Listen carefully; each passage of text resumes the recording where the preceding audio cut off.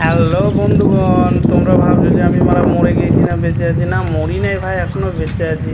এই যে এসেছি একটু নদীর ধার দিয়ে। আমাদের তো পুরো বানে ডুবে ডুবে একাকার হয়ে গেছে ভাই। তো নদীর ধার দিয়ে ঘুরতে এলাম আর ভাবলাম যে অনেকদিন ভিডিও হয়নি, তো তোমাদেরকে একটু দেখাই যে কি চলছে আমাদের এদিক দিয়ে। তো এই যে দেখতে পাচ্ছ আমার পুরোটা একদম পিছনে একদম বানের জলে ভেসে গেছে পুরো বাড়িঘর। আর ভাসবেই না বা কেন? আর নদীরও তো দোষ নেই, এই যে নদীর ধার দেখছো আর ওই যে পিলার পোতা। তো এখানে মানুষ যদি জায়গা কিনতে আসে তাহলে তোমার নদীর জলে ডুববেই। নদী তো নদীর জায়গা দিয়ে যাবে না জল, মানুষ বোঝে না, তাই এইখানেই এসে জায়গা কিনছে। তো দেখো কি অবস্থা চারিদিকে, পুরো ডুবে একদম একাকার হয়ে গেছে। তো আর কী বলবো, বলার তো কিছু নাই। ওর সঙ্গে তো আর জলের সঙ্গে তো আর লড়াই করা যাবে না।